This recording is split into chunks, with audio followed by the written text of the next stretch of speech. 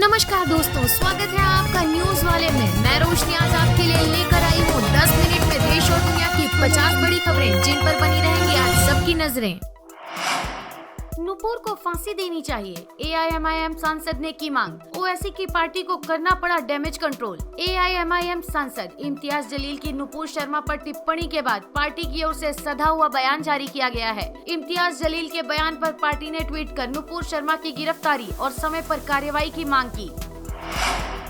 शिवसेना को झटका, महाराष्ट्र में इस बड़े नेता की हार, 3 सीटों पर जीती बीजेपी। महाराष्ट्र में महाविकास अघाड़ी की उम्मीदों पर फिरा पानी, शिवसेना ने चुनाव आयोग को घेरा। महाराष्ट्र में शुक्रवार को राज्यसभा की 6 सीटों के लिए गहमा-गहमी के बीच मतदान हुआ। मतगणना को लेकर देर रात तक ड्रामा चला और शनिवार तड़के घोषित नतीजों में सत्तारूढ़ एनडीए गठबंधन और मुख्य विपक्षी दल भाजपा को बराबर सीटों पर जीत मिली।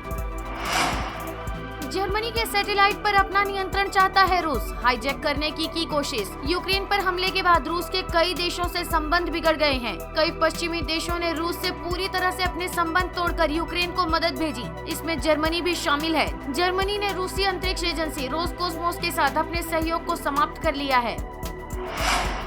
तनावपूर्ण स्थिति के बीच भद्रवाह में पथराव, डोडा किश्तवाड़ में कर्फ्यू, श्रीनगर में बाजार बंद, देर रात तक गश्त जारी। पैगंबर मोहम्मद के खिलाफ आपत्तिजनक टिप्पणी के बाद जम्मू कश्मीर में माहौल तनावपूर्ण हो गया। स्थिति को गंभीर देखते हुए श्रीनगर के साथ ही डोडा, किश्तवाड़ और रामबन जिले में मोबाइल इंटरनेट बंद कर दिया गया। सभी संवेदनशील स्थानों पर भारी फोर्स की तैनाती की गई है। एडीजीपी और मंडलायुक्त भद्रवाह में कैंप कर रहे हैं। डिजिटल फ्रॉड, मस्क की फर्जी लाइव स्ट्रीम से $2.5 लाख कमाए, यूट्यूब ने बैन किया चैनल। एक खबर के मुताबिक इस महीने हजारों लोगों ने इन नकली लाइव स्ट्रीम को देखा। इससे जालसाजों ने एक हफ्ते में ही $2,43,000 कमा लिए।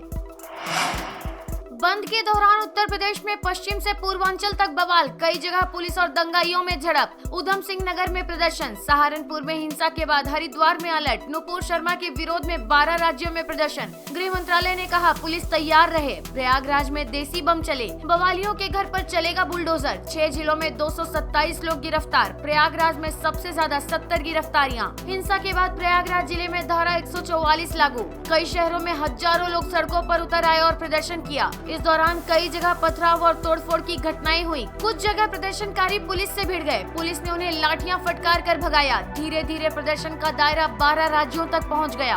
दिल्ली से कर्नाटक और यूपी से बंगाल तक कई शहरों में हंगामा और पथराव हुआ। गृह मंत्रालय ने सभी राज्यों की पुलिस को अलर्ट और तैयार रहने के लिए कहा। आईएमएफ ने कहा निर्यात प्रतिबंध में ढील देने के भारत के फैसले से घटेंगी गेहूं की वैश्विक कीमतें। अंतर्राष्ट्रीय मुद्रा कोष ने खाद्यान्न और ईंधन निर्यात पर प्रतिबंध को लेकर चिंता जताई है, लेकिन साथ में गेहूं निर्यात प्रतिबंध में ढील देने को लेकर भारत सरकार का आभार भी जताया है। साथ ही कहा कि भारत के फैसले से गेहूं की वैश्विक कीमतें घट जाएंगी। कश्मीर में आतंकी फैक्ट्री का एनकाउंटर, इस साल 300 आतंकियों को मारने का टारगेट, 160 की लिस्ट तैयार। डीजीपी ने बताया पूरा प्लान। पुलिस अपने तरीके से लगातार आतंकियों के ठिकाने तलाश रही है। छिपे आतंकियों को खोजा जा रहा है। रांची हिंसा के बाद पूरे झारखंड में अलर्ट, इंटरनेट सेवा बंद, प्रभावित इलाके पूरी तरह से सील। चप्पे चप्पे पर पुलिस की तैनाती, घर से बाहर न निकले नहीं तो कस्टडी में लिए जाएंगे। हिंसा के बाद रांची में प्रशासन का ऐलान। रांची में हिंसा के दौरान जख्मी 2 लोगों की मौत, गोली लगने के बाद अस्पताल में थे भर्ती। झारखंड के सभी 24 जिलों में अलर्ट जारी किया गया है। सभी जिलों की पुलिस को अलर्ट पर रहने के निर्देश दिए गए हैं। रांची में हिंसा प्रभावित इलाकों में सुरक्षा के पुख्ता इंतजाम किए गए हैं। पाकिस्तान के पूर्व राष्ट्रपति मुशर्रफ की हालत गंभीर, परिवार ने कहा अब रिकवरी की उम्मीद नहीं, उनके सभी अंग काम करना बंद कर रहे। पाकिस्तान पूर्व राष्ट्रपति जनरल परवेज मुशर्रफ की हालत बेहद नाजुक बनी हुई है। उनके परिवार ने भी ट्विटर पर ये जानकारी दे दी है। मुशर्रफ लंबे समय से गंभीर बीमारी से लड़ रहे हैं। मुशर्रफ मार्च 2016 में इलाज कराने के लिए दुबई गए थे, तभी से वो वहीं रह रहे हैं। तालिबान और भारत की मीटिंग, रिपोर्ट में दावा भारत के खिलाफ काम करने वाले आतंकियों को पनाह नहीं देगा तालिबान। काबुल में भारतीय अफसरों और तालिबान की मीटिंग हुई थी। तालिबान ने भरोसा दिलाया कि भारत के खिलाफ साजिश करने वाले आतंकी संगठनों पर लगाम कसी जाएगी। बैठक में तालिबान की तरफ से कहा गया कि सटीक जानकारी पर आतंकियों के खिलाफ एक्शन लिया जाएगा और उन पर नजर रखी जाएगी। तालिबान अपनी जमीन का इस्तेमाल किसी तीसरे देश के खिलाफ नहीं होने देगा। लद्दाख बॉर्डर पर चीन की नई चाल, J-20 और J-11 समेत 25 फाइटर जेट किए तैनात। नया एयरबेस भी बना रहा। चीन ने पूर्वी लद्दाख बॉर्डर के करीब होतान एयरपोर्ट पर 25 लड़ाकू विमान तैनात कर दिए हैं। सरकारी सूत्रों के मुताबिक इनमें J-20 और J-11 जैसे फाइटर जेट भी शामिल हैं। चीन पहले MiG-21 जैसे विमान ही यहाँ रखता था। चीनी वायुसेना भारतीय क्षेत्र के करीब नए हवाई क्षेत्र बना रही है, जहाँ कम ऊंचाई से मिशन को अंजाम देने की अनुमति मिल सके। एडवर्टाइजमेंट पर नई गाइडलाइन। सरकार ने सरोगेट और भ्रामक विज्ञापनों पर रोक लगाई। उल्लंघन पर लगेगा 50 लाख तक जुर्माना। गाइडलाइन के मुताबिक अब भ्रामक विज्ञापनों के खिलाफ कार्रवाई की जाएगी। CCPA ने सरोगेट एडवर्टाइजमेंट पर भी प्रतिबंध लगाया है। इस फैसले का उद्देश्य पारदर्शिता लाना है। उपभोक्ता मामलों के मंत्रालय के नए दिशा निर्देश तत्काल प्रभाव से लागू हो गए हैं।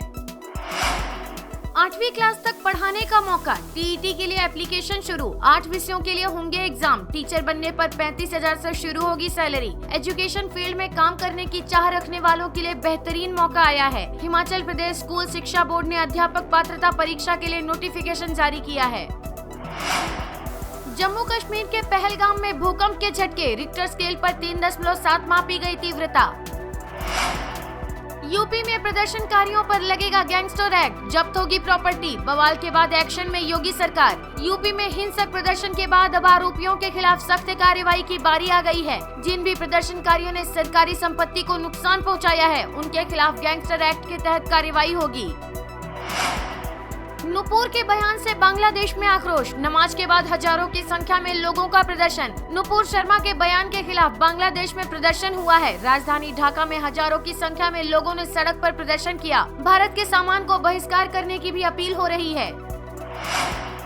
सिंगल यूज प्लास्टिक पर बैन को टालने की मांग। CAIT ने सरकार को लिखी चिट्ठी। कैट ने अपने पत्र में मांग की है कि सिंगल यूज प्लास्टिक के जब तक विकल्प देश के बड़े पैमाने पर नहीं बन जाते, तब तक इस प्रतिबंध को स्थगित किया जाए। साथ ही कैट ने इस पर केंद्रीय पर्यावरण मंत्री भूपेंद्र यादव से मिलने का समय भी मांगा है। कोरोना की 3 लहरों के बावजूद भारतीय अर्थव्यवस्था में तेज सुधार। US ट्रेजरी रिपोर्ट में दावा। भारत में लगातार चौथे दिन बढ़े कोरोना के केस। पिछले एक दिन में 8,329 नए मामले। मरीजों की संख्या 40,000 के पार। पिछले एक दिन में कोरोना से सिर्फ 10 लोगों की मौत हुई है, यानी संक्रमण दर बढ़ने के बावजूद मृत्यु दर नहीं बढ़ी है। Extra missiles. भारत विकसित कर रहा 300 किलोमीटर तक अचूक मारक क्षमता वाली मिसाइल। दुश्मनों के रडार भी नहीं करेंगे काम। DRDO के वैज्ञानिक हवा से हवा में मार करने वाली मिसाइल अस्त्र मिसाइल MK1 और MK2 को विकसित करने के लिए तेजी से काम कर रहे हैं। पश्चिम बंगाल में लगातार दूसरे दिन हिंसा। प्रदर्शनकारियों ने पुलिस पर की पत्थरबाजी। दंगाइयों ने की पुलिस पर पत्थरबाजी। नुपुर शर्मा की विवादित टिप्पणी को लेकर पश्चिम बंगाल में लगातार दूसरे दिन हिंसक प्रदर्शन हुआ। प्रदर्शनकारियों ने पुलिस पर भी पत्थर फेंके। प्रयागराज में शिवलिंग पर चढ़ाया अंडा। यूपी के प्रयागराज में शनिवार को फिर दंगा भड़काने की कोशिश की गई। कुछ शरारती लोगों ने शिवकुटी में कोटेश्वर महादेव मंदिर के शिवलिंग पर अंडा रख दिया। मंदिर के पुजारी ने बताया कि अंडा रात में रखा गया है। मंदिर की 6 फीट ऊंची जाली को फांदकर कोई अंडा रख गया। सुबह पूजा पाठ के लिए उठा तो शिवलिंग पर अंडा रखा था। अंडे को हटाकर मंदिर साफ कर दिया गया है।